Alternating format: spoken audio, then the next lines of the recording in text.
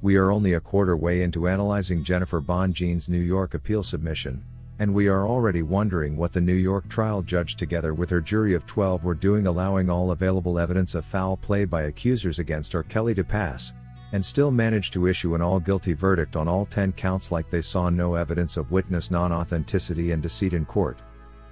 In the document, Bonjean submitted as a multiplicity of legal gaffes committed right under the watch of the jury and their presiding judge, whose job was to check this.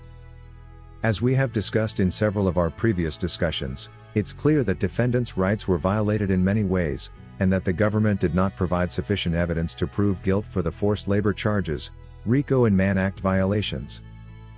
The government miserably failed to prove that R. Kelly operated an illegal enterprise, and they also failed to prove intent in their argument that R. Kelly deliberately, intentionally and knowingly transported Jane across stateliness to California with the purpose of exposing her to an STD, which is the criminal act described in the indictment.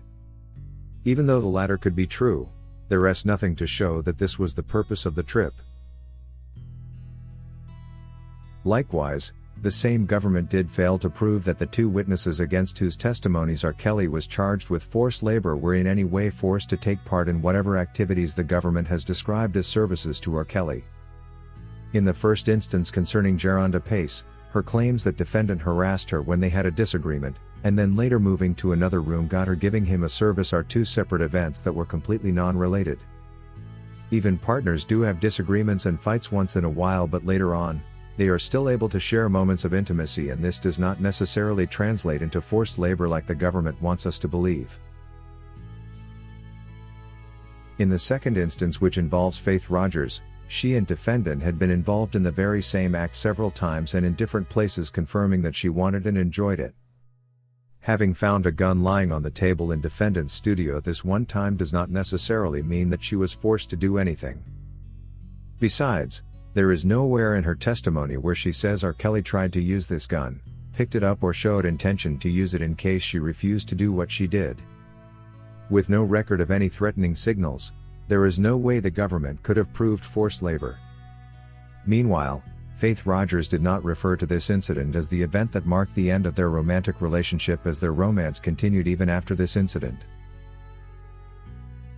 With the RICO charges, Mann Act charges, and forced labor charges flushed into the drain, it leaves almost nothing left of the New York charges, which makes the appeal only a delayed win that should have been declared already. Unless the government wishes to have some of their witness testimonies changed, and the RICO and Mann Act rewritten to give them a new meaning altogether.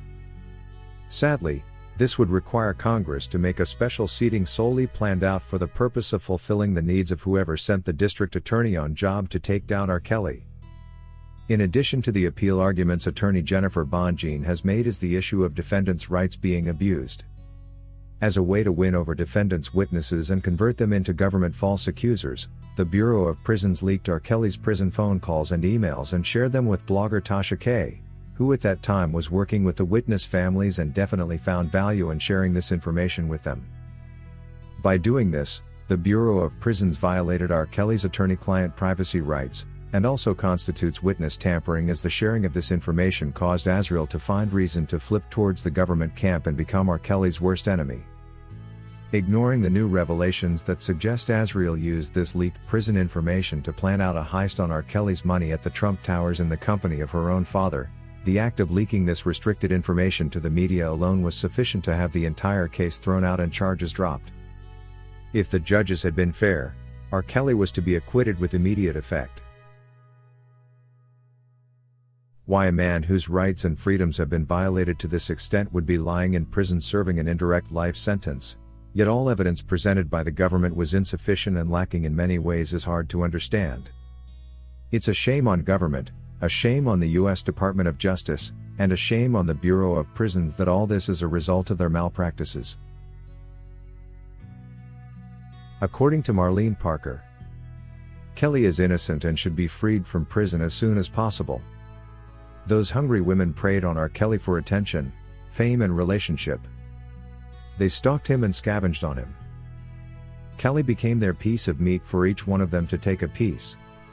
When they realized they were not getting exactly what they wanted from the relationship, they manipulated their story to destroy him and take away his freedom. The flip-flopping with statements alone, And changing goalposts should be a sign that these women were simply lying on him. And like I mentioned earlier, R. Kelly is indeed innocent and should be set free. According to Yolanda Martinez, if anyone needed to be charged for RICO and Mann Act violation, perhaps the Department of Justice should start with the Clary family. From whatever is written in the trial transcript, it's only this family that seemed to have a joint plan they followed to the dot to trap R. Kelly into being with their daughter, pimped her perfectly and strategically to him as an 18-year-old with the intention to later blackmail and extort him, which tantamount to organized crime.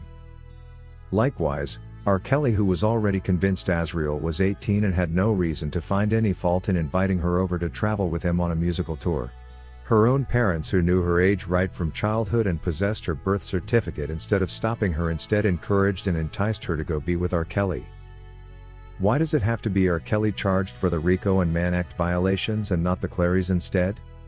While there is no record to prove that R. Kelly did operate an illegal enterprise, and on the other hand, the Clary family do form the perfect enterprise that targeted committing crimes of soliciting their own daughter they well knew was underage, blackmailing and extorting the R&B king. According to MZZ New York, it's strange to learn that Alice Clary is such a shameless pimp. This, I guess, is the right description for her pimping her own daughter. How worse can any mother be? She could be worse than any woman that is out there on crack. It is so sad and unbelievable what she did. This is a shame and disgrace for any woman who pushes her daughter onto a man to use her body as a bait to gain material wealth.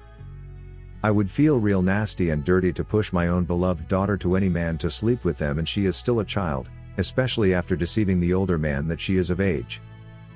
I must confess I am lost and confused about this whole nasty situation. What real mother does this? Watching your child's life being destroyed on your account. Using her a bait to blackmail a successful artist. She needs to pay for this, Alice Clary. Thank you for watching today's video, a production of LFN Media, giving you another perspective of issues at hand. We make it our business to keep you updated with the truth amidst the cloud of lies the media wants you to believe.